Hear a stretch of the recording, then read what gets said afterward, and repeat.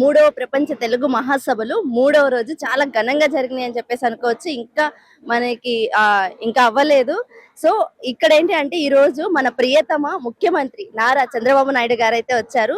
Stage పైన live ఆటేసిన పాప మన దగ్గరే ఉంది. స్టేజ్ పైకి కూడా తీసుకువెళ్లారు. చంద్రబాబు నాయుడు గారు కూడా తన స్కెచ్ అయితే తీసుకున్నారు. ఒకసారి ఆ పాపను కనుక్కుందాము. ఎక్కడి నుంచి వచ్చావు నాన్న? హైదరాబాద్. హైదరాబాద్ నుంచి ఇక్కడికి వచ్చావా? ఈ ఆట వేయడానికి వచ్చావా? ఇంకా పాడడానికి కూడా వచ్చావా? ఓకే. ఎప్పటి నుంచి నేర్చుకుంటున్నావు డ్రాయింగ్? ఒక 2 to 3 years బ్యాక్ నేర్చుకున్నాను. 2 to 3 years నుంచి నేర్చుకుంటున్నావా? ఏం పేరు నీ పేరు? Srisha gun. Srisha gun. Srisha gun. Okay. Hyderabad నుంచి వచ్చావు. చంద్రబాబు నాయుడు గారు వస్తున్నారంటే వచ్చావా? ఓకే. బాగా గీసావు. ఇది లైవ్ లోనే గీసినావా లేకపోతే ఇంటి దగ్గర నుంచి డ్రా చేసుకొని వచ్చావా?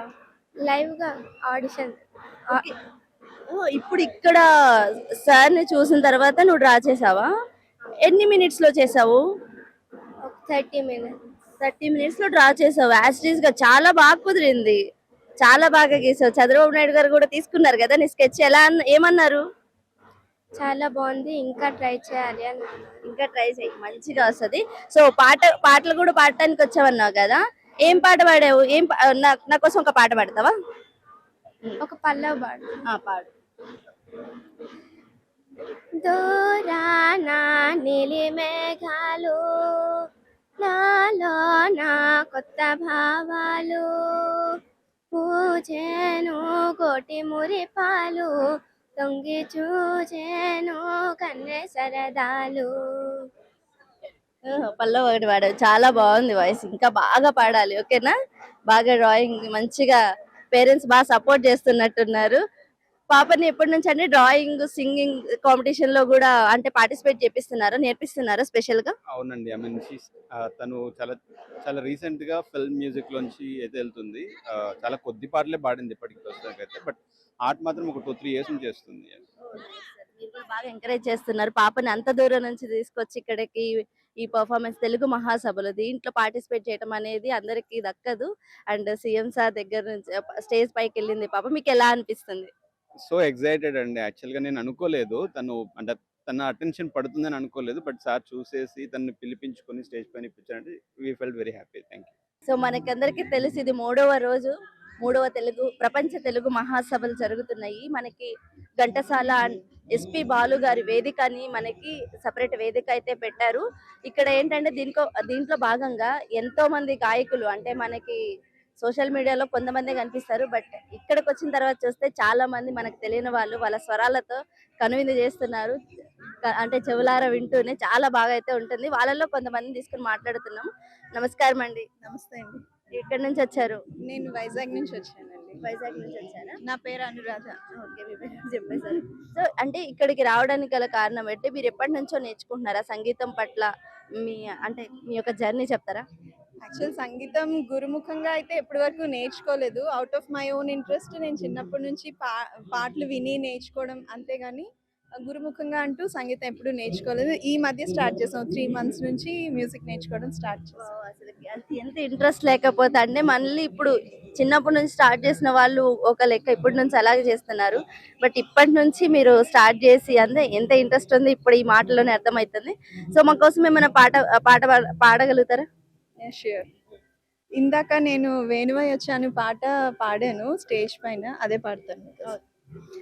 వేణువై వచ్చాను భువనానికి, గాలినై పోతాను గగనానికి, వేణువై వచ్చాను భువనానికి, గాలినై పోతాను గగనానికి, మమతలన్నీ మౌనగానం, వాంఛలన్నీ వాయులీనం, వేణువై వచ్చాను భువనానికి, గాలినై పోతాను గగనానికి. Thank you. చాలా స్వీట్ గా ఉంది. చాలా శ్లోకం చాలా బాగా పాడారు. సో ఇంకొకరితో మాట్లాడదాము. నమస్కారం అండి. నమస్తే మేడం. ఎక్కడి నుంచి వచ్చారు? నేను అనంతపురం నుంచి వచ్చాను మేడం. మీ పేరు? హనుమంతరాయుడు. హనుమంతరాయ్. సో అంటే సంగీతం పట్ల అంటే మీ ప్రయాణం చెప్తారా?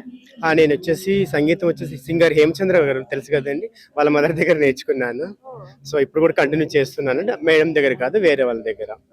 సో కంటిన్యూ చేస్తున్నాను మేడం. ఎన్ని ఇయర్స్ నుంచి మీరు ఇది నేర్చుకుంటున్నారండి సంగీతం? సంగీతం నేను లైక్ ఎంబీఏ నుంచి నేర్చుకుంటున్నాను మేడం. నాది ఎంబీఏ అయిపోయింది. సో ఎంబీఏ అప్పటి నుంచి నేర్చుకుంటున్నాను. MBA నుంచి నేర్చుకుంటున్నారు. సో సంగీతం పట్ల అంత ఆప్యాయత, మీకు ప్రేమ అనురాగాలు ఉన్నాయని తెలుస్తుంది. ఓకే, మా కోసం ఒక పాట పాడగలుగుతారా? Definitely madam. ఇప్పుడు నేను అనురాధ గారు పాడే పాట పాడుతున్నాను ఇక్కడ. రాసలీల వేలం రాయబారమేలం మాటే మౌనమై మాయజేయనేలం రాసలీల వేలం రాయబారమేలం. Thank you madam. చాలా బాగుంది. ఇప్పుడు పాడబోతున్నారా మీరు? ఇదే పాట పాడబోతున్నాను మేడం. ఓకే, ఇలాంటి ప్రోగ్రామ్స్ కి మీరు రావాలి, అంటే ఇలాంటి సభలకి మీరు రావాలి.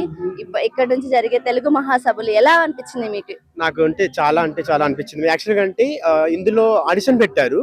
600 ఎంట్రీస్ కి గాను 300 ఫస్ట్ తీసి దాంట్లో మళ్ళీ 133 మందిని సెలెక్ట్ చేశారు మేడం.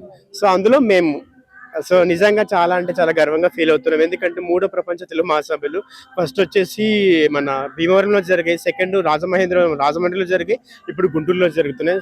సో డాక్టర్ గజల్ శ్రీనివాస్ గారు నిజంగా అంటే మనస్ఫూర్తిగా కృతజ్ఞతలు తెలుపుకుంటున్నాం మేడం. మాలాంటి వాళ్ళకి ఇదొక గ్రేట్ అచీవ్మెంట్ లాగా అన్నమాట. ఎందుకంటే ఇక్కడ మెడల్ ఇస్తున్నారు, సర్టిఫికేట్ కూడా ఇస్తున్నారు కాబట్టి. సో ఈ రోజు మనందరికి తెలుసు, ప్రియతమ సీఎం చంద్రబాబు నాయుడు గారు ఇక్కడికి వచ్చారు. మీకు ఎలా అనిపిస్తుంది? రియల్లీ బ్లెస్డ్ అని అనిపిస్తుంది. లోపల అడుగు పెట్టినప్పటి నుంచి ఎటు చూసినా తెలుగు, అందరూ ఆ శారీస్ కానీ ఆ భరతనాట్యాలు కానీ మొత్తం తెలుగుదనంతో నిండిపోయింది. ఇది కాకపోతే ఇదేంటంటే ఇది చాలా తక్కువ మందికి వెళ్ళింది రీచ్ అనేది.